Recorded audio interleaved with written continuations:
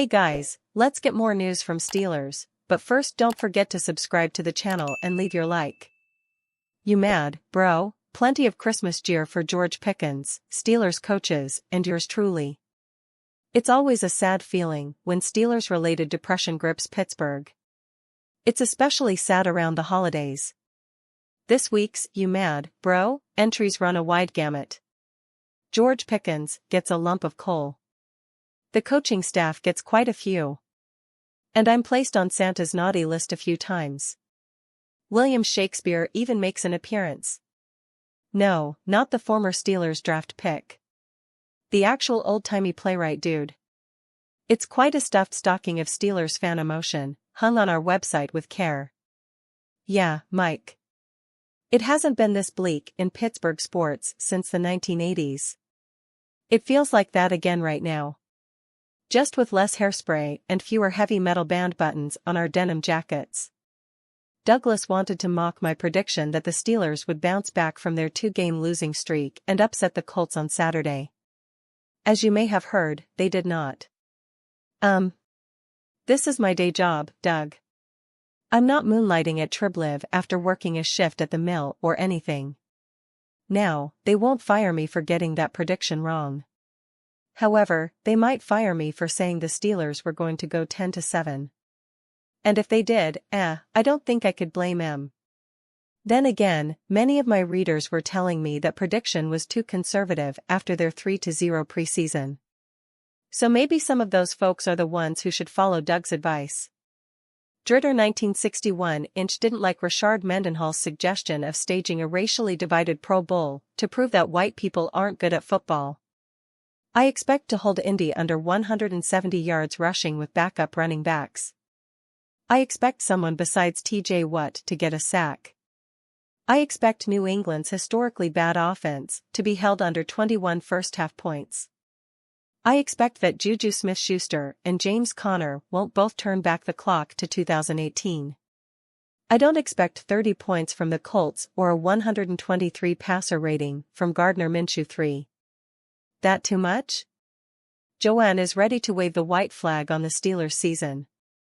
Joanne, they have already won 7 games. How good of a draft pick do you think they can get? If you think they've been tanking, they obviously aren't very good at that either. It's clear that after the Steelers lost to the Patriots 2 weeks ago, William is punting on the whole team and has started wondering about more important matters. And her initials would be ZZZ, like what you see when a cartoon character falls asleep in a comic strip. Or what I end up doing every time the Steelers offense takes the field. Steelers Damontae Kazee gets major NFL playoffs decision amid suspension. On Monday, it was announced that the NFL had suspended Pittsburgh Steelers safety Damontae Kazee for the remainder of the 2023 season. So, see you next year, right? Well, not so fast, according to the latest update of this saga. Hearing officer James Thrash has upheld Kazee's suspension for the rest of the 2023 regular season. But Thrash is also ruling that Kazee is eligible to return to the Steelers for the postseason, should they qualify, courtesy of the NFL's Senior Vice President of Football and International Communications Michael Signora.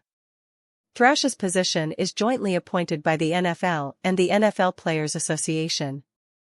Kazee's suspension stems from an illegal hit he delivered on the Indianapolis Colts' Michael Pittman Jr. in Week 15's 30-13 Colts victory.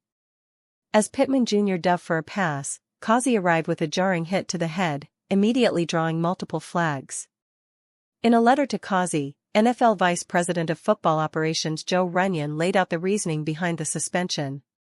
Specifically, Runyon faulted Kazee with a forcible blow to the head/neck area of Pittman Jr., who was in a defenseless posture.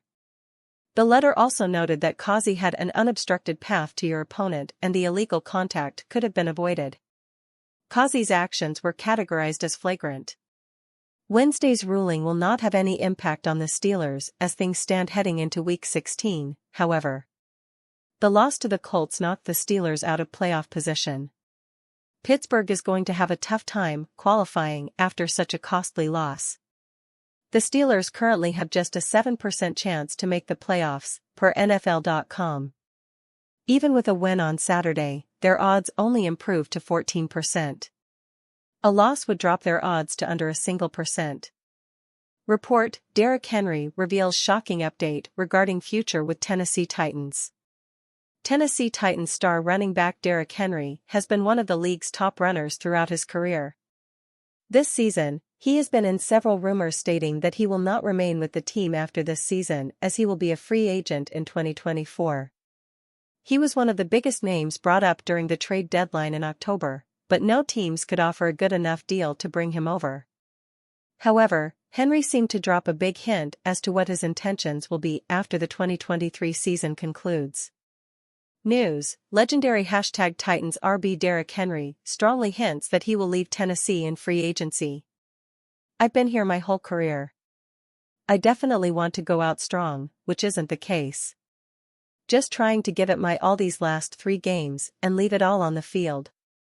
Henry was asked about what he thinks his future will be in the NFL after this season, and he had this to say: I've been here my whole career.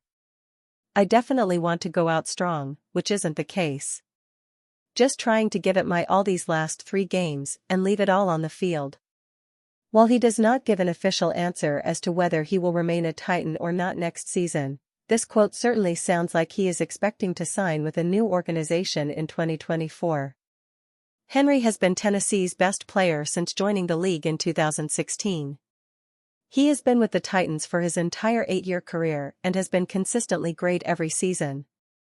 The star running back has amounted to 9,219 rushing yards and 88 touchdowns in his career and has had a total of 1,980 touches. He has had 4 seasons with over 1,000 yards rushing and even had a season with over 2,000 rushing yards back in 2020. Henry has also amounted to 1,447 receiving yards and 3 receiving touchdowns, along with 25 passing yards and 3 passing touchdowns, which is a high number for all running backs. Henry was in recent trade talks with the Baltimore Ravens during the peak of the NFL trade deadline this season, and a deal was reportedly finalized for him to leave Tennessee. Unfortunately for the Ravens, the Titans' ownership and management changed their minds at the last minute, and the deal was revoked.